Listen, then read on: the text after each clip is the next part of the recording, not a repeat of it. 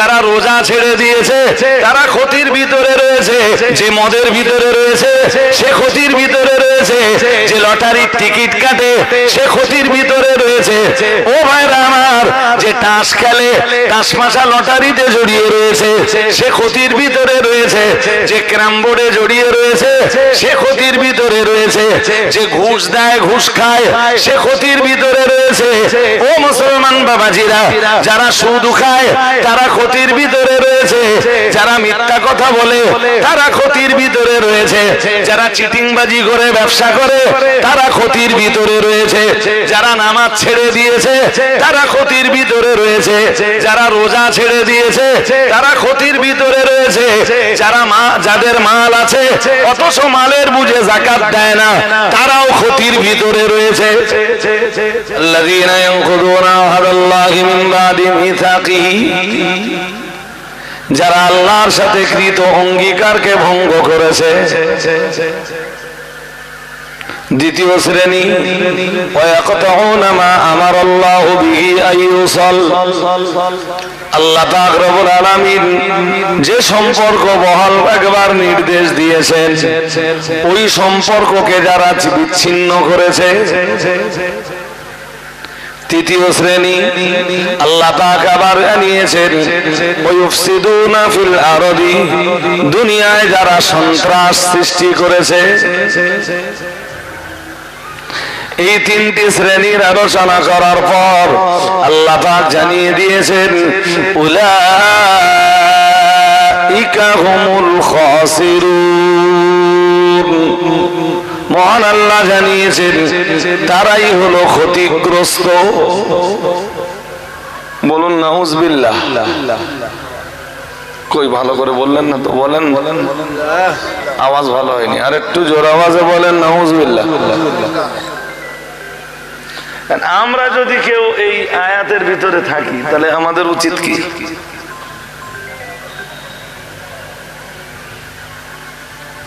সাড়ে 8টার পরে ফোন করে, আমি স্টেজে এখন। আমি বলছি আমরা যদি কেউ এই 3 শ্রেণীর ভিতর থাকি তাহলে আমাদের উচিত কি? বেরিয়ে আসা না ভিতরে থাকা?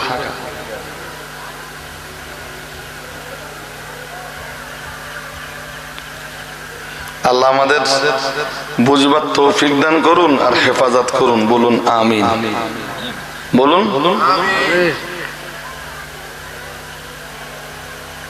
এবার হালকা হালকা ডিসকাস। 1 নম্বরে আছে যারা আল্লাহর সাথে কৃত অঙ্গীকারকে ভঙ্গ করেছে। আল্লাহর সাথে বান্দার একটা অঙ্গীকার আছে, যেই অঙ্গীকারটা আমরা আল্লাহর সাথে করেছিলাম, যেই অঙ্গীকারটা আমরা আল্লাহর সাথে করেছিলাম রূহের জগতে। মনে পড়ে? হ্যাঁ না কিছু বলে না। বলছি রূহের জগতে কি কি করেছিল মনে পড়ে কিছু? এক সময় রূহের জগতে ছিলাম, এটা কি মনে পড়ে?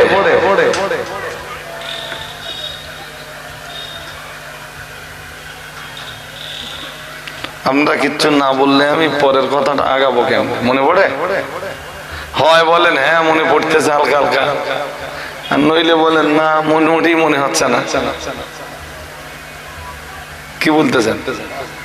তাই বলেন যে না মনে হচ্ছে না। আরে ভাই সাহেব, রূহের জগতে কি করেছিলাম, কেমন ছিলাম, হ্যাঁ কিভাবে ছিলাম, এ মনে করা তো বহু দূরের কথা। এখান থেকে 40, 45, 48, 50, 52, 55 বছর আগে মায়ের পেটে ছিলাম 10 মাস। তো মায়ের পেটটা ছিল এক জগৎ।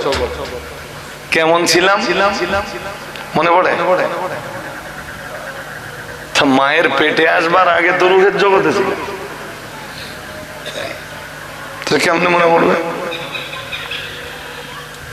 কিন্তু আল্লাহ সেটা কোরআন শরীফে স্মরণ করিয়েছেন। সূরা আরাফের 172 নম্বর আয়াতে কত কোন সূরা? আরাফ। কোন সূরা?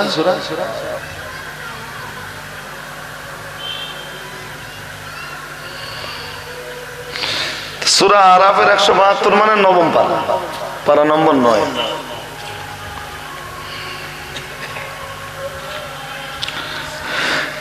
وَإِذَا أَخَذَ رَبُّكَ مِنْ بَنِي آدَمَ مِنْ ظُهُورِهِمْ ذُرِّيَّتَهُمْ وَأَشْهَدَهُمْ عَلَى أَنفُسِهِمْ أَلَسْتُ بِرَبِّكُمْ قَالُوا بَلَى شَهِدْنَا أَنْ تَقُولُوا يَوْمَ الْقِيَامَةِ إِنَّا كُنَّا عَنْ هَذَا غَافِلِينَ। এটা হলো সূরা আরাফের 172 নম্বর আয়াত। কি আছে এই আয়াতে আমি সারমর্ম বলছি। রূহের জগতে আল্লাহ আমাদেরকে দ্যাটস মিন আদম সন্তানকে জিজ্ঞেস করেছিলেন, আলাস্তু বিরাব্বিকুম, আমি কি তোমাদের রব নই? আমরা সবাই সেদিন বলেছিলাম কলু বালা, হা আপনি আমাদের রব।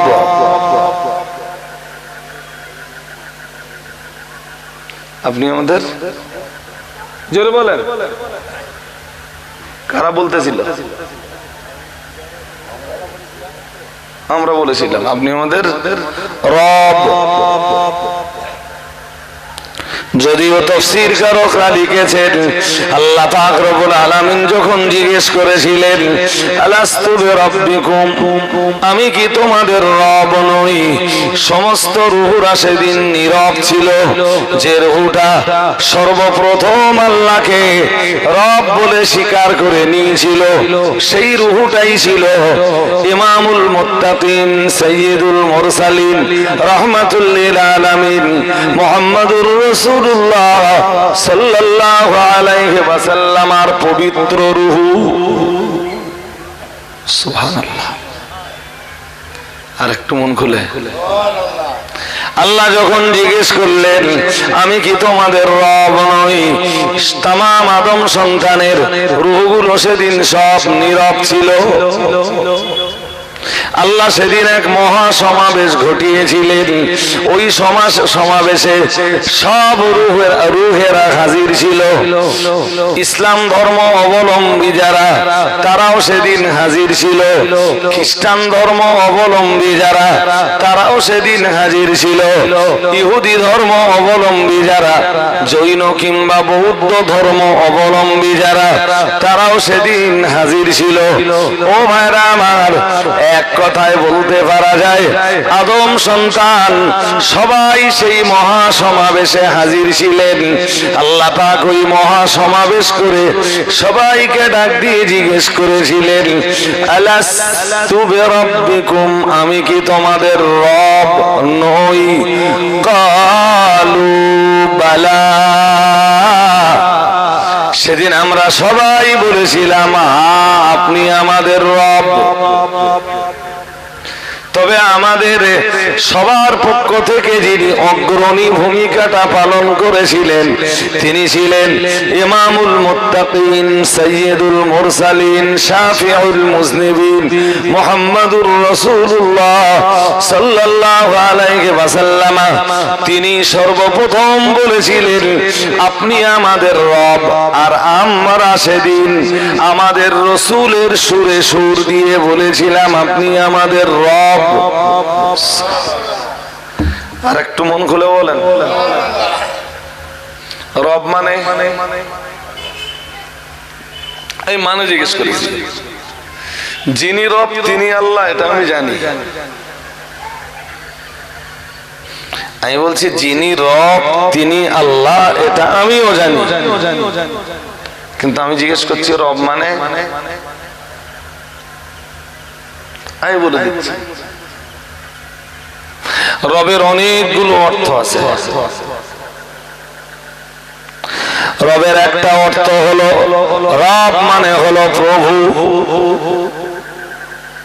রবের আর একটা অর্থ হলো রব মানে হলো লালন পালনকারী।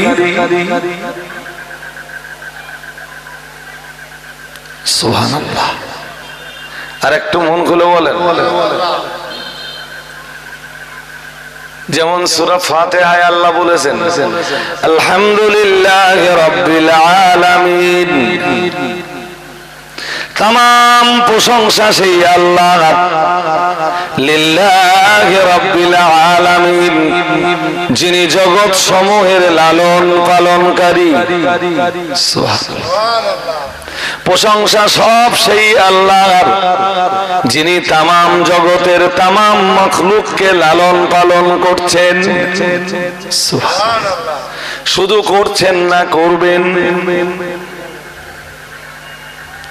লালন পালন শুধু করছেন না, করবেন।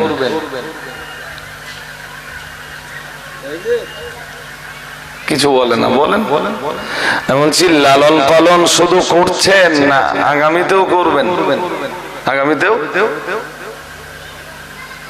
তাহলে রবের এক অর্থ হলো প্রভু, রবের আর এক অর্থ হলো লালন পালনকারী, রবের আর এক অর্থ হলো পরিচালনাকারী,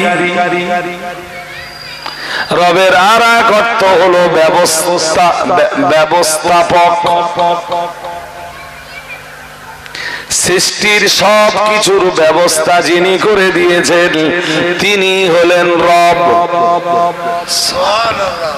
আর একটু মন খুলে বলেন, আপনার যা লাগবে যিনি ব্যবস্থা করে দিয়েছেন, আমার যা কিছু লাগবে যিনি ব্যবস্থা করে দিয়েছেন, तमाम দুনিয়ার মানব মণ্ডলীর যা কিছু লাগবে সবের ব্যবস্থা যিনি করে দিয়েছেন।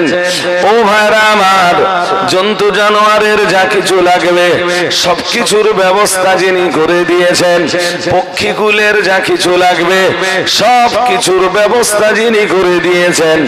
বৃহঙ্গকুলের যা কিছু লাগবে সব যিনি ব্যবস্থা করে দিয়েছেন। সরীসৃপ শ্রেণীর প্রাণী যারা, তাদের যা কিছু লাগবে সব কিছুর ব্যবস্থাপনা যিনি করে দিয়েছেন। যারা পানিতে বসবাস করে ওদের প্রয়োজনগুলো যিনি মিটিয়েছেন। যারা মাটির উপরে বসবাস করে তাদের প্রয়োজনীয় জিনিসগুলো যিনি ব্যবস্থা করে দিয়েছেন। ও ভাইরা আমার, মনে রাখুন, যারা মাটির নিচে রয়েছে তাদের প্রয়োজনীয় জিনিসগুলো যিনি ব্যবস্থা করে দিয়েছেন তিনি হলেন রব। শোনেন, আমি এই কথাগুলো বেকার বলছি না, বলো বেকার বলছি না। আমার উদ্দেশ্য কোরআন শরীফের ওই একটা আয়াত বোঝানো। আল্লাহ জিজ্ঞেস করছিলেন কি, সূরা আরাফের 172 নম্বর আয়াতে যেমনটা বললেন, আল্লাহ জি জিজ্ঞেস করেছিলেন আলাস্তু বিরাব্বিকুম, আমরা তো সবাই বলেছিলাম হ্যাঁ, আমি কি তোমাদের রব নই? তো রবের অর্থ 3-4টে অর্থ বলেছি, যার ভিতরের একটা অর্থ প্রভু, একটা অর্থ জোরে বলেন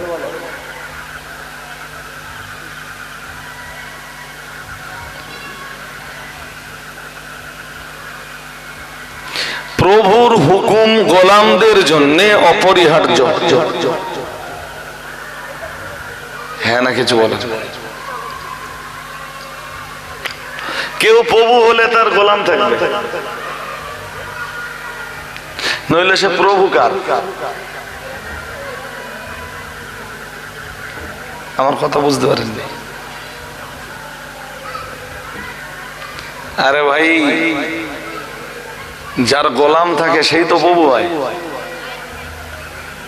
হ্যাঁ না কিছু বলেন? হ্যাঁ, এবার প্রভু হুকুম দিলে গোলাম সেটা মানতে,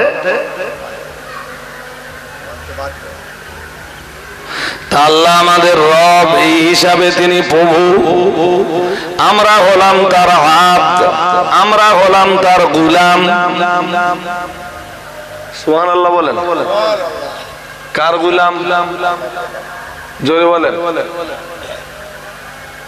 আল্লাহ হলেন আমাদের রব, আমরা হলাম হলাম তারা আব্দ। আব্দ মানে গুলাম, আব্দ মানে দাস, আব্দ মানে সেবক, আব্দ মানে ভৃত্য, আব্দ মানে চাকর। এরকম বিভিন্ন অর্থে ব্যবহার হয়। আর আব্দ শব্দটা আল্লাহর কাছে খুব পছন্দনীয় একটা শব্দ। বান্দা নিজেকে আব্দ বলে পরিচয় দিলে আল্লাহ খুব খুশি হয়। আর একটু মন খুলে, আব্দ মানে কি বলেছিলাম বলেন দিন? গুলাম। আব্দ মানে কার গুলাম? জোরে বলেন। বড্ড সোলো হয়ে যাচ্ছে না, তো সোলো হলে আমি হজ করবো কেমনে? কার গুলাম? আল্লাহর গুলাম। কারা? আমরা। কারা? নবীরা পর্যন্ত নিজেরা নিজেদেরকে আল্লাহর আব্দ বলে পরিচয় দিয়েছেন।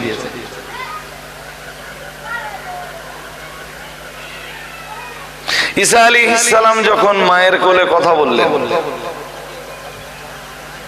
মনে পড়ে? মনে পড়ে?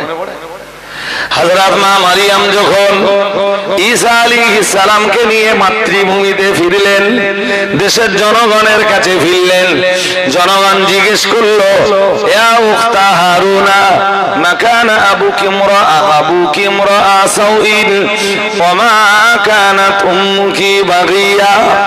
হে মারিয়াম, হে আল্লাহর বান্দি মারিয়াম, তোমার মা ভালো মানুষ, তোমার বাবাও ভালো মানুষ, কিন্তু তাদের ঘরে জন্ম নিয়ে তুমি কেমন কাজ করে বসলে? প্রশ্নটা কেন করেছিল ওরা? ঈসা আলাইহিস সালাম মায়ের গর্ভে এসেছেন বিনা বাবায়, হযরত মারিয়ামের গর্ভে।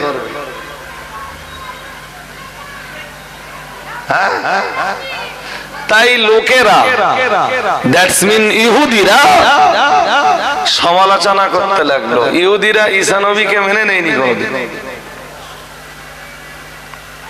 তারা বলেছিল ঈসা নবী জারজ সন্তান। নাউজুবিল্লাহ। আর একটু জোর করে বলেন। কিন্তু আল্লাহ কোরআনে বলেছেন, বলে না জাআলাহু আয়াতাল লিন-নাসি ওয়া রাহমা। সূরা মারিয়ামে আল্লাহ বলেছেন, হে মারিয়াম, তোমার গর্ভের ওই সন্তানকে আমি বানাবো, বলে না জাআলাহু আয়াতাল লিন-নাস, तमाम দুনিয়ার মানব মণ্ডলীর জন্য তোমার গর্ভের সন্তানকে আমি বানাবো এক নিদর্শন। সুবহানাল্লাহ। আর একটু মন খুলে বলেন। রাহমাতান, এবং মানব মণ্ডলীর জন্য আমি আল্লাহ তোমার গর্ভজাত সন্তানকে বানাবো রহমত। সুবহানাল্লাহ। শোনেন, আমি লম্বা ব্যাখ্যা দিয়ে বলতে পারবো না। হযরত মারিয়াম যখন সন্তান প্রসব করলেন এবং সন্তানকে নিয়ে মাতৃভূমিতে ফিরলেন, ঈসা নবী তখন কথা বলতে পারেন না। একটা বাচ্চা কথা বলতে গেলে তো 8 মাস, 9 মাস, 10 মাস, 1 বছর, 1 বছর 2 মাস, 3 মাস, 4 মাস লাগে। হ্যাঁ না কিছু বলে? তখন ঈসা নবীর বয়স 40 দিন। মা মারিয়াম তাকে নিয়ে ফিরেছেন। শুনছেন? মা মারিয়াম তাকে নিয়ে ফিরেছেন। ফিরতেই ইহুদিরা ঘিরে ফেললো, ঘিরে প্রশ্ন করলো, ইয়া উখতা হারুন মা কানা আবুকি ইমরাআ সাউইন ওয়া মা কানাত উম্মুকি বাগিয়া।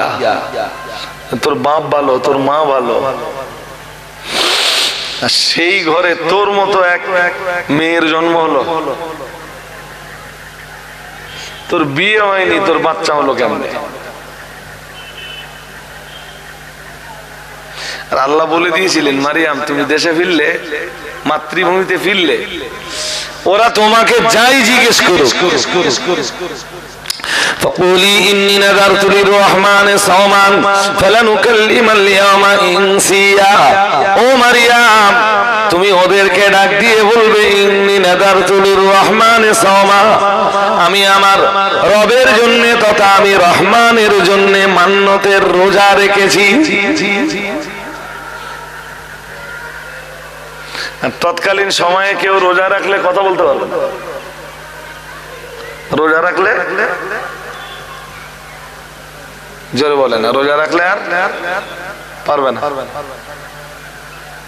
ও ভাই আমাদের দেশে কত লোকের রোজা শেষ হয়ে যায় জবান সামলাতে না পারার কারণে। সামনে রমজান মাস, কথা যত বেশি বলা যায়। কিছু বলেন না কেন, বলেন। সামনে রমজান মাস, কথা যত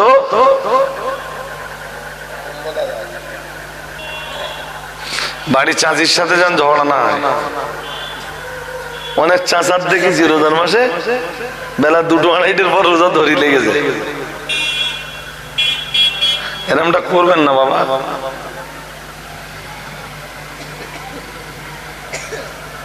কেউ যদি ঝগড়া বাঁধাতে চায় রাসূল বলেছেন তখন তুমি বলো ইন্নী সাইমুন, আমি রোজা আছি।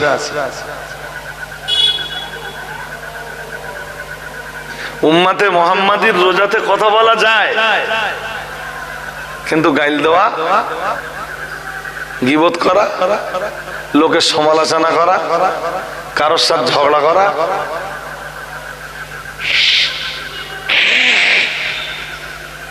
রোজা যেন ধরে না লাগে।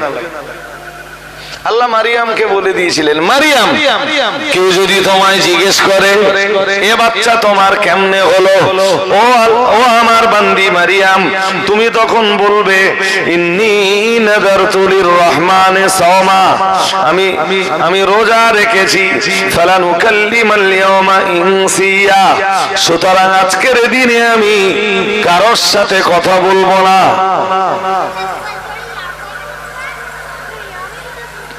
ওরা যখন এসে জিজ্ঞেস করলো মারিয়াম তোমার এ বাচ্চা কেমনে হলো, কোরআন বলছে আশারাত ইলাইহি, হযরত মারিয়াম তখন ঈসা নবীর দিকে ইঙ্গিত করে দিলেন, বললেন এই বাচ্চা কেমনে হলো, আমায়নাজি গিয়ে বাচ্চার জিজ্ঞেস করো। قالوا كيف نكلم من كان في المهد صبيا, হে মারিয়াম কেমনে কথা বলবো দোলনায় দোল খাওয়া বাচ্চার সঙ্গে, কি বলবো ওর সাথে, ও কথা বলতে পারে না মারিয়াম। ততক্ষণে আল্লাহ পাকের নবী ঈসা আলাইহিস সালাম কথা বলতে শুরু করেছেন। সুবহানাল্লাহ। আর একটু মন খুলে, আমি কেন বলছি মন দিয়ে না শুনলে বলো বুঝবেন না। قالوا كيف نكلم من كان في المهد صبيا, ওরা যখন বলল কেমনে কথা বলবো দোলনায় দোল খাওয়া বাচ্চার সাথে, ও ভাইরা আমার, হযরত নবী ঈসা আলাইহিস সালামের তখন জবান খুলে গেল। আল্লাহ পাকের নবী ঈসা আলাইহিস সালাম তখন বললেন ক্বালা ইন্নী আবদুল্লাহ আতানিয়াল কিতাবা ওয়া জাআলানি নবিয়্যা ওয়া জাআলানি মুবারাকান আইনামা কুনতু ওয়া আওসানি বিস-সালাতি ওয়াজ-যাকাতি মা দুমতু হাইয়্যা ওয়া বাররাম বিওয়ালিদাতি ওয়া লাম ইয়াজআলনি জাব্বারান শাকিয়্যা। ঈসা আলাইহিস সালাম তো অনেক কথাগুলো বলেছিলেন, অনেকগুলো কথা। ইন্নী আব্দুল্লাহ আতানিয়াল কিতাবা ওয়া জাআলানি নাবিয়্যা ওয়া জাআলানি মুবারাকান আইনামা কুনতু ওয়া আওসানি বিস-সালাত ওয়াজ-যাকাতি মা দুমতু হাইয়্যা ওয়া বাররাম বিওয়ালিদাতি ওয়া লাম ইয়াজআলনি জাব্বারান শাকিয়্যা। টোটালে 8টা কথা বলেছিলেন। কয়টা? জোরে বলেন। ওরা যখন ঈসা নবীর মায়ের সাথে এই কথোপকথন করছে বা এই বাকবিতণ্ডায় লিপ্ত হতে চাইছে ঈসার ব্যাপারে, হযরত নবী ঈসা আলাইহিস সালাম ওই সময় তার জবান খুলে দিলেন এবং পরস্পর আটখানা কথা বললেন, 8 রকম কায়দায় জবাব দিলেন। ও বাবাজিরা ভাইরা, সেদিন ঈসা আলাইহিস সালাম মাত্র 40 দিন বয়সে যে 8টা কথা বলেছিলেন, ওই 8টা কথার ভিতরে প্রথম কথাটাই ছিল ক্বালা ইন্নী আব্দুল্লাহ। আল্লাহ পাকের নবী ঈসা আলাইহিস সালাম বলেছিলেন, আমি গোলাম, আল্লাহর গোলাম। আর একটু মন খুলে বলেন, এরপরে আর কি কি বলেছিলেন সেগুলো আজ আমি বলছি না, শুনছেন নাকি? এরপরে যা যা বলেছিলেন সেগুলো আজ আমি আর, কারণ আজকের আলোচনা আমার এর উপরে না, তাও বলবো, বললে আমি যে আলোচনা করছিলাম ওই আলোচনার ভিতরে থাকতে পারবো না। তবে তিনি ইন্নী আবুদুল্লাহ আতানিয়াল কিতাব ওয়া জাআলানি নাবিয়্যা ওয়া জাআলানি মুবারাকান। 4 নম্বরে বলেছিলেন আল্লাহ আমাকে দুনিয়ার মানুষের জন্য বরকতের কারণ বানিয়েছেন। আইনামা কুনতু, আমি যেখানে থাকি আল্লাহ আমার কারণে মানুষের উপরে বরকত নাযিল করে। সুবহানাল্লাহ। আর একটু মন খুলে, আচ্ছা এই কথাটা কেন বললেন ঈসা নবী, যে আমার কারণে আল্লাহ মানুষের উপরে বরকত দেয়? আমি যেখানে যাই বরকত আমার পিছনে পিছনে ছোটে, কেন বলেছিলেন? ওরা ভাবছিল ঈসা নবী হলো জারজ সন্তান, আর নবী ঈসা আলাইহিস সালাম এই কথাটা বলার ভিতর দিয়ে বুঝিয়ে দিয়েছিলেন, আমি যদি জারজ সন্তান হতাম তাহলে আমার কারণে আল্লাহ পাক দুনিয়ার মানুষের উপরে বরকত নাযিল করতেন না, আমি মানুষের জন্য বরকতের কারণ হতাম না। কারণ জারজ সন্তান কখনোই মানুষের জন্য বরকত ডেকে আনে না, জারজ সন্তান মানুষের জন্য হরকত ডেকে আনে। বলুন নাউজুবিল্লাহ।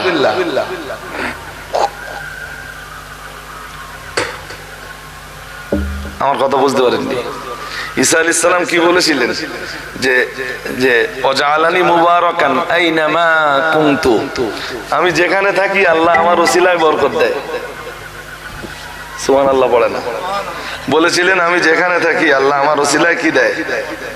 কাদেরকে বলতেছেন? কথা বলে না, বলেন বলেন। ঈসা আলাইহিস সালাম এই কথাটা কাদেরকে বলতেছেন? হ্যাঁ, যারা ভাবতেছে যে ঈসা জারজ সন্তান, তো ঈসা নবী তাদেরকে বোঝাচ্ছেন আমি জারজ হলে আমার কারণে আল্লাহ বরকত দিতেন না। আর একটা কথা আছে, বলো একদম শেষের দিকে, যদিও আজ আমার আলোচনা এই আয়াতগুলোর উপরে নয়, ঈসা নবী আরো একটা কথা বলেছিলেন, আর আমি হলাম অবাররাম বিওয়ালিদাতি, আর আমি হলাম আমার মায়ের বাধ্য সন্তান।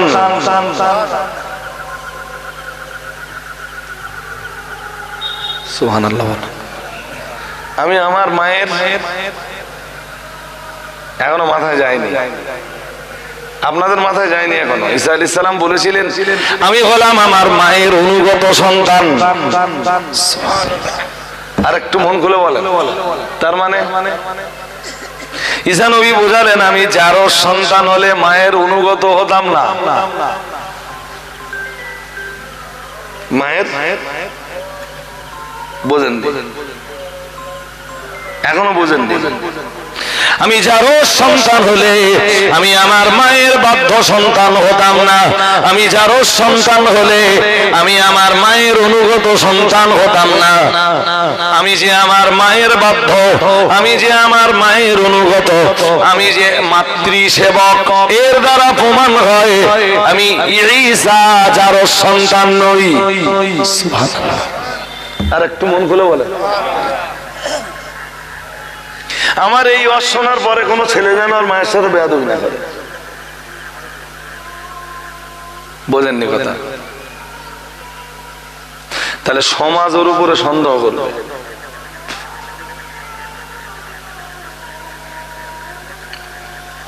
কারণ বৈধ সন্তান সাধারণত মায়ের অবাধ্য হয় না। বৈধ সন্তান সাধারণত মায়ের আনুগত্যতার বাইরে যায় না।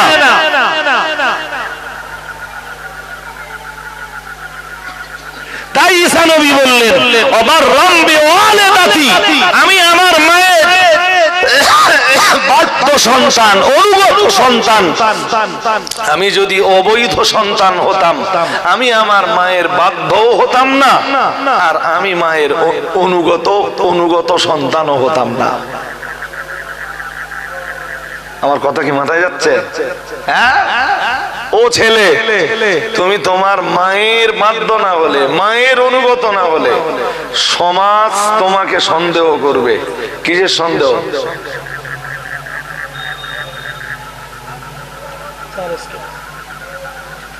এই সব কথা খুলে বলা যায়? যতক্ষণ পর্যন্ত, এটা দেখেন খুলতে না কেন, যতক্ষণ পর্যন্ত কলা ছিলে না দেওয়া হবে ততক্ষণ বুঝতে পারবেন না, তাই তো?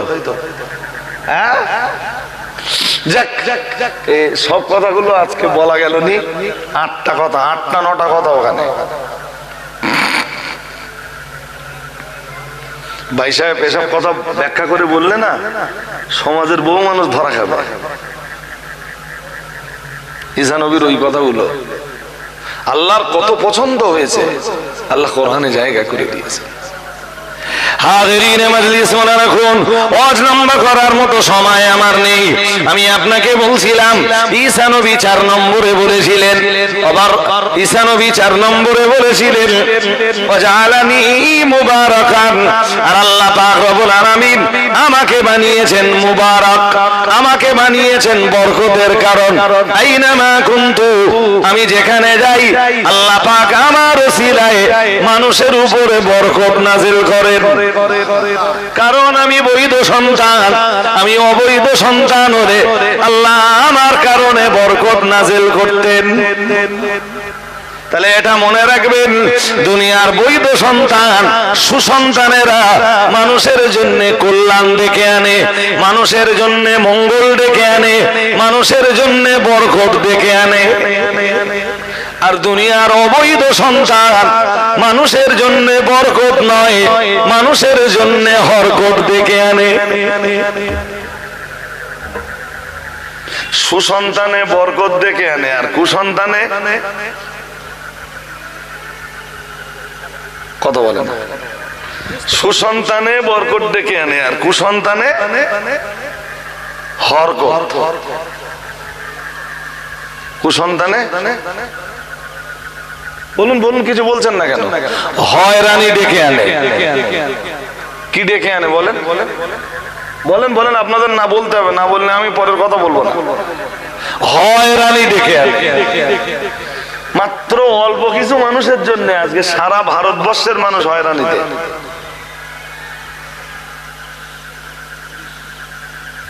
কথা বুঝিনি?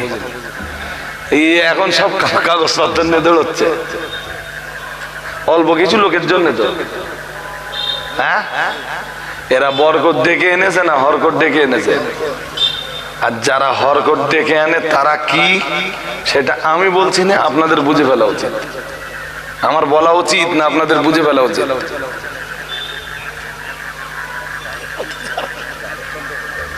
বোঝাই গেছে? আচ্ছা, ঈসা আলাইহিস সালাম যে সুসন্তান, তার মায়ের বৈধ সন্তান, এইটা বোঝাতে যে তিনি 1 নম্বরে কি বলেছিলেন? বলে মনে আছে? কালা ইন্নী আবুদুল্লাহ, আল্লাহ পাকের নবী ঈসা আলাইহিস সালাম বলেছিলেন ইন্নী আবুদুল্লাহ, আমি গোলাম আল্লাহর বান্দা, আমি গোলাম আব্দুল্লাহ। আমি কি? আমি আব্দুল্লাহ, আমি আব্দুল্লাহ। আব্দুল মানে গুলাম। কার গুলাম? তো ও আল্লাহর গুলাম আরবি করলে আব্দুল্লাহ হবে। এই জন্য রাসূল বলেছেন যে আল্লাহর কাছে দুটি নাম খুব পছন্দনীয়, আব্দুল্লাহ আর আব্দুর রহমান। সুবহানাল্লাহ।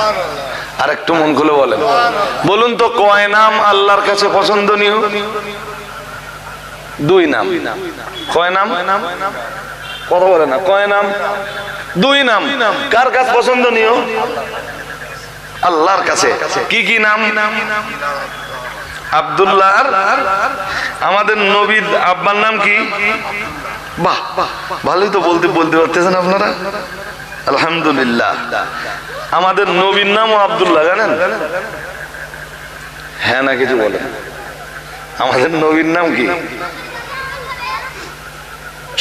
আমি বলছি আমাদের নবীর নাম কি? বলেন বলেন নবীর নাম। وأن المساجد لله فلا تدعوا مع الله أحدا وأنه لما قام عبد الله يدعوه كادوا يكونون عليه لبدا।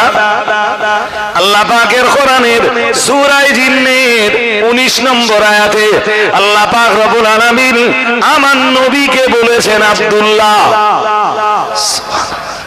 আর একটু মন খুলে বলেন, সূরা জিনের 19 নম্বর আয়াত। আলেমদের কাছে শুনবেন যে ওখানে আব্দুল্লাহর মর্ম কি। तमाम দুনিয়ার আলেমরা বলবে যে ওই আয়াতে আব্দুল্লাহ বলতে আল্লাহ তার প্রিয় রাসূলকে বুঝিয়েছেন।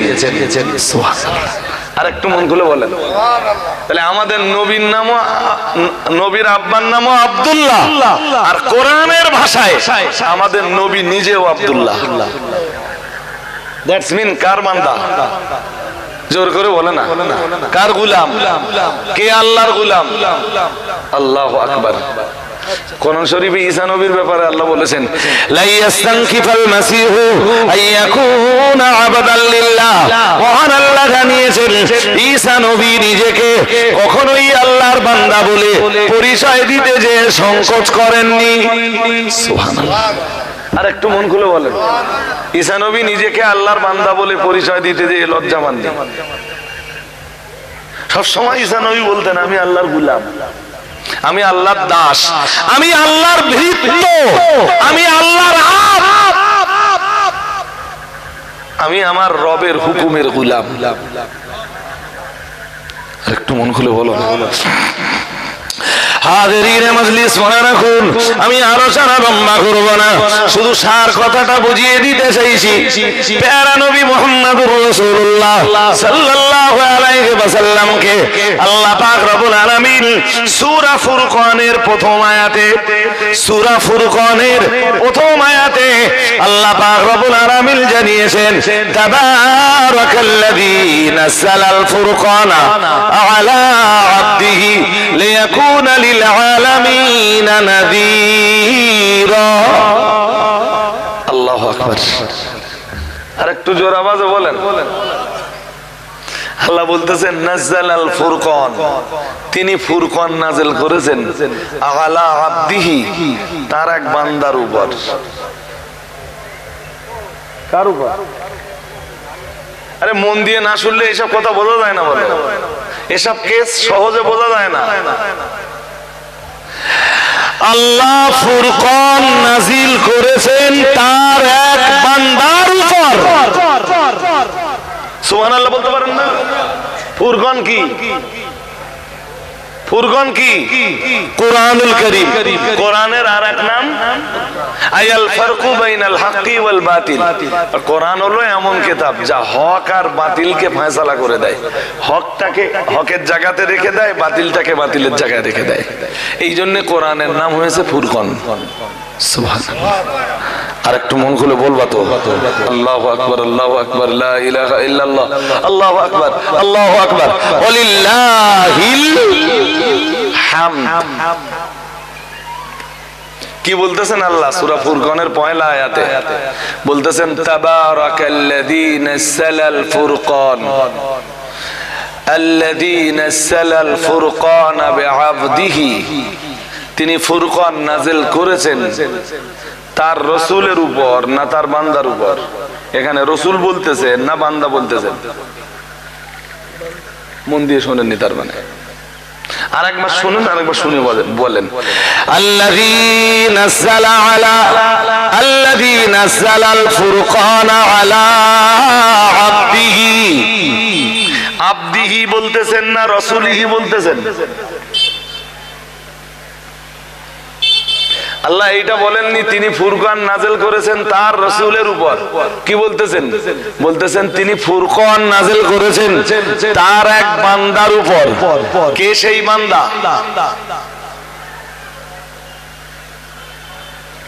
বুঝতে অসুবিধা হয় কেন? কে সেই বান্দা? ফুরকান কার উপরে নাযিল হয়েছে? তাহলে সেই বান্দাটা কে? মুহাম্মদ সাল্লাল্লাহু আলাইহি ওয়াসাল্লাম। আমার আল্লাহ তার প্রিয় রাসূলকে কোরআনুল কারীমের ভাষায় বলতেছেন আব। সুবহানাল্লাহ। আরেকটু মন খুলে বলেন। কালেমা পড়েন, কালেমা পড়েন, বুঝতে পারবেন। পড়েন, দ্বিতীয় কালেমাটা পড়েন। আশহাদু আল্লা ইলাহা ইল্লাল্লাহ ওয়া আশহাদু আন্না মুহাম্মাদান আবদুহু ওয়া রাসূলুহু وأشهد أن محمدًا عبده ورسوله।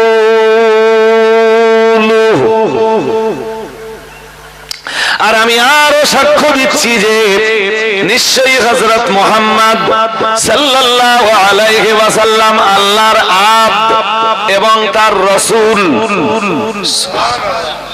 আগে আবদ না আগে রাসূল?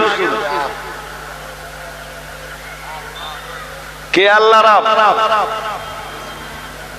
কথা বলে না। দ্বিতীয় কলেমায় কি বললেন? ওয়া আশহাদু আন্না মুহাম্মাদান আবদুহু ওয়া রাসূলুহু। আগে আব না আগে রাসূল? তাহলে আবদ শব্দটি, গোলাম শব্দটি আল্লাহর কাছে খুব খুব এই কারণেই আপনারা সূরা ফাতিহা পড়েন আর বলেন ইয়াকা না'বুদু ওয়া ইয়াকা নাস্তাঈন। এই একই কারণে বলেন আল্লাহ আমরা আপনার গোলাম, তাই ইয়াকা না'বুদু আমরা আপনার হুকুমের আনুগত্য করি, ইবাদত করি। মানে কি? আপনার হুকুমের। হ্যাঁ, আমরা তো গোলাম, তো কেন করবো নি? আপনি আমাদের প্রভু। হাজিরিনে মজলিস, কোরআনুল কারীমের সূরা বনী ইসরাইল 15 পারা সূরা বনী ইসরাইলের প্রথম আয়াতে মহান আল্লাহ স্পষ্ট করে জানিয়েছেন সুবহানাল্লাযী আসরা বিআবদিহি লাইলাম মিনাল মাসজিদিল হারাম ইলাল মাসজিদিল আকসা আল্লাযী বারাকনা হাওলাহু লিনুরিয়াহু মিন আয়াতিনা ইন্নাহু হুয়াস সামিউল বাসীর। সুবহানাল্লাযী আসরা, পবিত্র সেই মহান সত্তা, আল্লাযী আসরা যিনি পরিভ্রমণ করিয়েছেন, আল্লাযী আসরা বিআবদিহি তার কোন এক বান্দাকে, লাইলান রাত্রি বেলায় তার কোন এক বান্দাকে তিনি পরিভ্রমণ করিয়েছেন রাত্রি বেলায়, মিনাল মসজিদিল হারামে মসজিদে হারাম থেকে ইলাল মসজিদিল আকসা প্যালেস্টাইনের বাইতুল আকসা পর্যন্ত। সুবহানাল্লাহ বলেন। আর একটু মন খুলে বলেন তার এক বান্দাকে তিনি পরিভ্রমণ করিয়েছেন। এইটা মেরাজের রাতের গল্প শোনাচ্ছেন আল্লাহ বান্দাদেরকে। বলতেছেন শোনো, আল্লাহ তার কোন এক বান্দাকে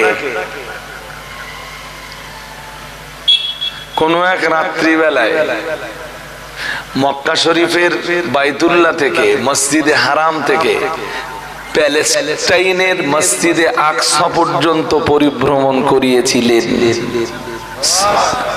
কে পরিভ্রমণ করিয়েছিলেন? আল্লাহ। কাকে পরিভ্রমণ করিয়েছিলেন? তার এক বান্দাকে। তার এক কে? সেই বান্দা। এইবার তো বুঝতে পারতেছেন, তাহলে বান্দা শব্দটা আল্লাহর খুব প্রিয়। গুলাম, গুলাম কে? গুলাম। নিজেরে গোলাম বলে পরিচয় দিতে খুব লজ্জা লাগে না?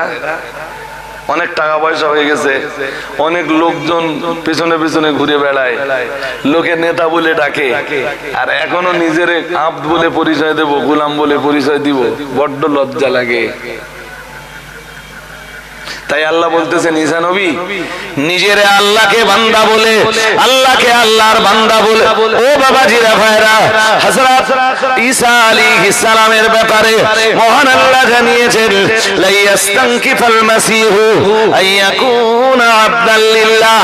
হযরত নবী ঈসা আলাইহিস সালাম নিজেকে আল্লাহর বান্দা বলে পরিচয় দিতে কখনো সংকোচ বোধ করেননি, দ্বিধা বোধ করেননি, লজ্জা বোধ করেননি, বরং ঈসা নবী নিজেকে বান্দা বলে পরিচয় দিয়েছেন। শুধু ঈসা নবী নন, तमाम দুনিয়ার নবী রাসূলরা সবাই তারা নিজেদেরকে আল্লাহর গোলাম বলে পরিচয় দিয়েছেন, আল্লাহর হুকুমের গোলাম বলে পরিচয় দিয়েছেন। ও বাবাজিরা ভাইরা, আর মুহাম্মদুর রাসূলুল্লাহ সাল্লাল্লাহু আলাইহি ওয়াসাল্লাম তিনিও বিশ্বের দরবারে দাঁড়িয়ে নিজেকে আল্লাহর গোলাম বলে, আল্লাহর আব্দ বলে পরিচয় দিয়েছেন। ও বাবাজিরা ভাইরা, আমার এত কথা বলার উদ্দেশ্য হলো ওই আয়াতটা বোঝানো। সূরা বাকারার 27 নম্বর আয়াত পড়েছিলাম, মনে রয়েছে? আমি আপনাকে বলছিলাম রূহের জগতে আল্লাহ সবাইকে যখন জিজ্ঞেস করলেন, এক মহা সমাবেশের আয়োজন করে আল্লাহ পাক জিজ্ঞেস করলেন আলাস্তু বিরাব্বিকুম, আমি কি তোমাদের রব রব রব নই? কালু বালা। সেদিন সবাই আমরা বলেছিলাম হ্যাঁ, আপনি আমাদের রব, আপনি আমাদের মালিক, আপনি আমাদের প্রভু, আর আমরা সবাই আপনার গোলাম। আর একটু মন খুলে বলেন, ওই সমাবেশে আমি ছিলাম না? হ্যাঁ না বলে না? আপনারা ছিলেন না তো? মনে পড়ে সেই দিনের কথা? বলেন বলেন। যেই দিন আপনারা বলতেছিলেন আল্লাহরে যে আল্লাহ হ্যাঁ আপনি আমাদের রব আর আমরা আপনার, জোরে বলো, গোলাম। মনে নেই? মনে নেই? তা আমরা সেদিন নিজেদের গোলাম, নিজেদেরকে গোলাম বলে পরিচয় দিয়ে আল্লাহকে বুঝিয়ে দিয়েছিলাম আল্লাহ আপনি যা হুকুম দেবেন পালন করব, আর শয়তানের আনুগত্য করব নি। কার সাথে ওয়াদা করেছিলাম? জোরে বলেন। ওইটাই তো সূরা ইয়াসিনে আল্লাহ দিয়েছেন। কোন সূরা? হ্যাঁ, ওইটা সূরা ইয়াসিনে আবার আল্লাহ দিয়েছেন, ব্যক্ত করেছেন। কি সুন্দর করে আমার আল্লাহ ব্যক্ত করেছেন। সূরা ইয়াসিনের ভিতরে আল্লাহ কি চ্যাম্পিয়ন করে বলেছেন, আলাম আহাদ ইলাইকুম ইয়া বানি আদম আল্লাহ তা'বুদুশ শাইতান ইন্নাহু লাকুম আদুউম মুবিন। আল্লাহ পাক রব্বুল আলামিন জানিয়েছেন, মহান আল্লাহ জানিয়েছেন, আলাম আহাদ ইলাইকুম ইয়া বানি আদম। মহান আল্লাহ জানিয়েছেন, হে আদম সন্তানের দল, আলাম আহাদ ইলাইকুম, আমি কি তোমাদের কাছ থেকে অঙ্গীকার নেইনি? সূরা ইয়াসিনের আয়াত নম্বর 60। 7 না 6 শূন্য 60 60। আলাম আহাদ ইলাইকুম, আমি কি তোমাদের কাছ থেকে অঙ্গীকার নেইনি? আল্লাহ তা'বুদু ইয়া বানি আদম, হে আদমের সন্তান, আমি কি অঙ্গীকার নেইনি তোমাদের নিকট থেকে? আল্লাহ তাবুদুস শয়তান, তোমরা শয়তানের দাসত্ব করবে না, শয়তানের গোলামিত্ব করবে না। আমি আল্লাহ কি তোমাদের কাছ থেকে অঙ্গীকার নেইনি? শুনছেন? হ্যাঁ না বলেন? শুনছেন? আমি নেয়নি তোমাদের কাছ থেকে অঙ্গীকার। তোমরা না একদিন আমাকে বলেছিলে শুধু আমার গোলামিত্ব করবে, আমার দাসত্ব করবে, আমার প্রভুত্বকে তোমরা মেনে নিবে। আর তোমরা কি এটা অঙ্গীকার করোনি যে তোমরা শয়তানের গোলামিত্ব দাসত্ব করবে না? ইন্নাহু লাকুম আদুউম মুবিন, নিশ্চয়ই শয়তান তোমাদের প্রকাশ্য দুশমন। কাদের প্রকাশ্য দুশমন? আমাদের আদম সন্তানের প্রকাশ্য দুশমন হলো হাজরিনে মাজলিস। এ লম্বা করে বললে যত সময় যাবে আমার তো বলা মুখ তত বাড়বে। সূরা বাকারায় একটা আয়াত আছে,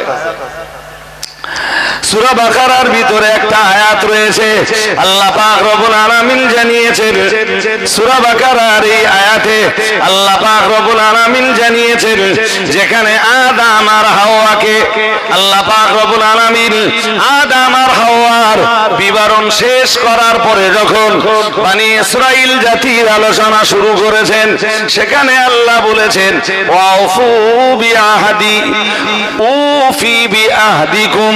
আল্লাহ পাক রব্বুল আলামিন জানিয়েছেন তোমরা তোমাদের অঙ্গীকার পূর্ণ করলে আমিও আমার অঙ্গীকার পূর্ণ করব। সুবহানাল্লাহ। আর একটু মন খুলে বলেন, তোমরা আমার সাথে সেদিন যে অঙ্গীকার করেছিলে ওই অঙ্গীকার যদি পূর্ণ করো আমি আল্লাহ পাক আমার অঙ্গীকারকেও পূর্ণ করব। এটা সূরা বাকারার 40 নম্বর আয়াত। কয় নম্বর আয়াত? জোরে বলেন, কি বলতেছেন?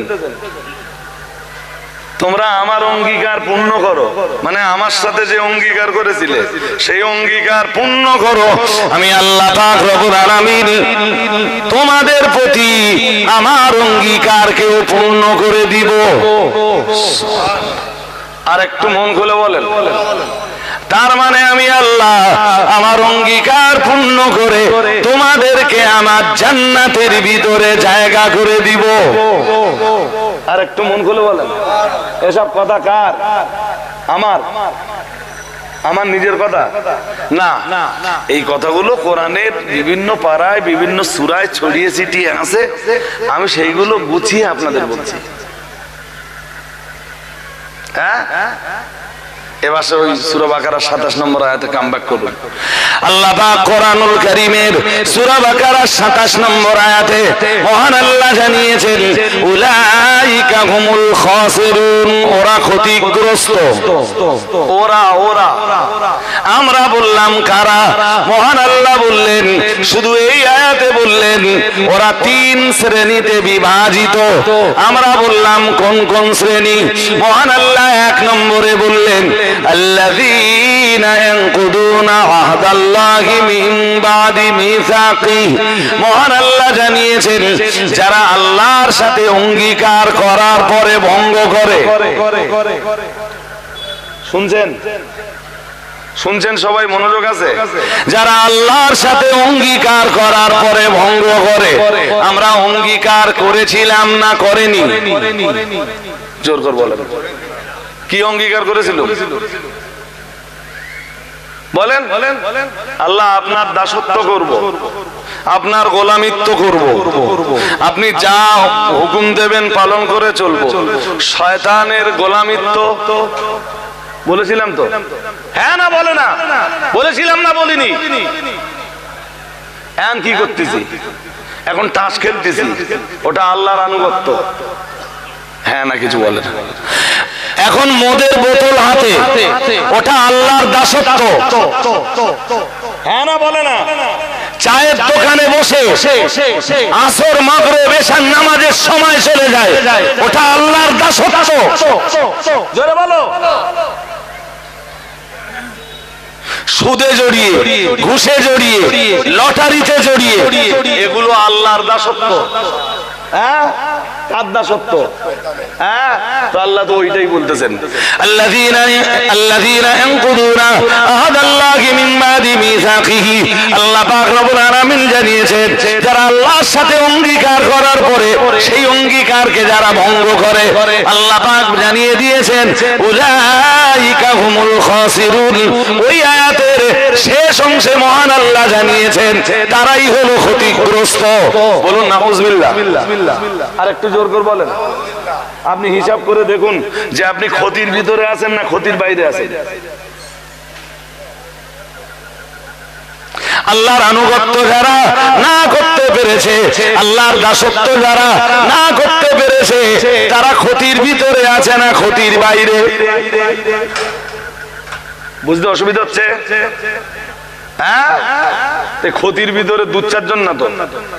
যে মদের ভিতরে রয়েছে সে ক্ষতির ভিতরে রয়েছে, যে লটারির টিকিট কাটে সে ক্ষতির ভিতরে রয়েছে। ও ভাইরা আমার, যে তাস খেলে, তাস মাসা লটারিতে জড়িয়ে রয়েছে সে ক্ষতির ভিতরে রয়েছে। যে ক্যারাম বোর্ডে জড়িয়ে রয়েছে সে ক্ষতির ভিতরে রয়েছে। যে ঘুষ দেয়, ঘুষ খায়, সে ক্ষতির ভিতরে রয়েছে। ও মুসলমান বাবাজিরা, যারা সুদ খায় তারা ক্ষতির ভিতরে রয়েছে। যারা মিথ্যা কথা বলে তারা ক্ষতির ভিতরে রয়েছে। যারা চিটিংবাজি করে ব্যবসা করে তারা ক্ষতির ভিতরে রয়েছে। যারা নামাজ ছেড়ে দিয়েছে তারা ক্ষতির ভিতরে রয়েছে। যারা রোজা ছেড়ে দিয়েছে তারা ক্ষতির ভিতরে রয়েছে। যাদের মাল আছে অথচ মালের বুঝে যাকাত দেয় না, তারাও ক্ষতির ভিতরে রয়েছে। আছে না নেই? তারা আল্লাহর অঙ্গীকার ভঙ্গ করেছে। আর অঙ্গীকার ভঙ্গের অর্থই হলো কি? ক্ষতির ভিতরে থাকা না ক্ষতির বাইরে থাকা? হ্যাঁ, ব্যাস। বকচরা এই মাঝের পাড়া মাদ্রাসা রিসালের সবে এইটুকু যে আপনাদেরকে কোরআন দিয়ে বোঝাতে পারলাম, আমার মনে হচ্ছে যেন যে আই এম সাকসেস। মানে এখানে আসবার পরে আমি সফল। এই আজকে যে অ্যাঙ্গেল দিয়ে এই কথাগুলো বললাম, সাধারণত এই অ্যাঙ্গেল দিয়ে এই কথাগুলো অনেকদিন বলা পড়ে না। এক এক জায়গায় এক এক চিন্তায়, হ্যাঁ, এক এক আয়াত দিয়ে ওয়াজ করি। আজকে একটু ভিন্ন চিন্তায় আপনাদের দুটো কথা শোনালাম। আমার 8:30 পর্যন্ত টাইম, পরের টাইম ঠিক 9টায়, তারপরের টাইম ঠিক 11:30টায়।